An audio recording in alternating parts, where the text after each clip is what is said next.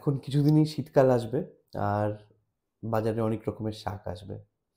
আর এখন কিডনির পেশেন্টদের জন্য একটা বিশেষ প্রশ্ন যেটা অ্যারাইজ করে সেটা হচ্ছে কি আপনি কি শাক খেতে পারেন? বা শাক কি আপনার কিডনির জন্য ক্ষতিকারক? বা অনেক রকম ফলও আসবে শীতকালে। আপনি অরেঞ্জটা যে খান সেটা কি কিডনির পক্ষে ক্ষতিকারক? বা লেবু খেলে কি কিডনি ক্ষতি হয়ে যাবে? এই নিয়ে আমার আজকের টক।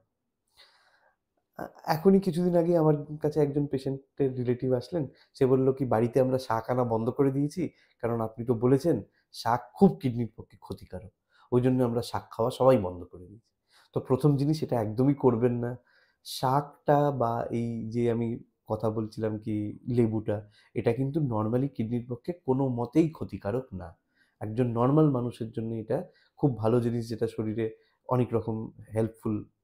উম আমরা শাক তাহলে কিডনির পেশেন্টদের কাদের বারণ করি?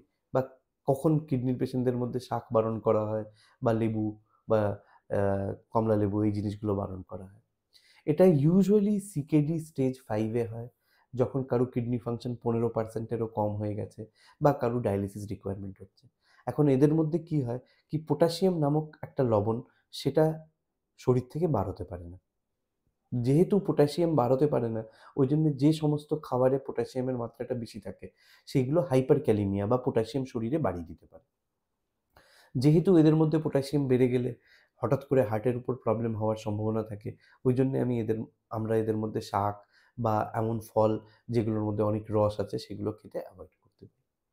নরমাল পেশেন্ট বা ইভেন সিকেডি স্টেজ 4 অবধি বেশিরভাগ সময় কিন্তু এটা দেখা যায় না কি শরীরে পটাশিয়াম জমে যাবে বা পটাশিয়াম বার হবে না। এরা কিন্তু সকলেই শাক খেতে পারেন বা সকলেই ফল খেতে পারেন। আর আপনারা অবশ্যই খাবেন যাদের কিডনি ফাংশন একদম নরমাল। কারণ পটাশিয়ামটা কিন্তু ঠিক যেরকম সোডিয়াম প্রেশারের জন্য খুব খারাপ ধরা হয়। সোডিয়াম হচ্ছে কমন সল্ট।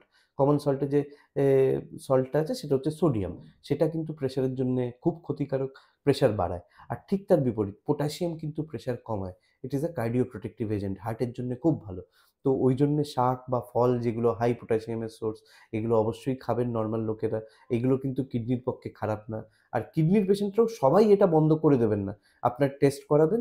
টেস্টের হিসাবে আরেকটা জিনিস কিছু সংখ্যক ওষুধ ব্যবহার করা হয় যেগুলো পটাশিয়াম বাড়াতে পারে। সেই সমস্ত ওষুধ যদি খাচ্ছেন তাহলে একটু চেষ্টা করবেন কি পটাশিয়াম বেশিওয়ালা খাবার এভয়েড করার জন্য। ধন্যবাদ।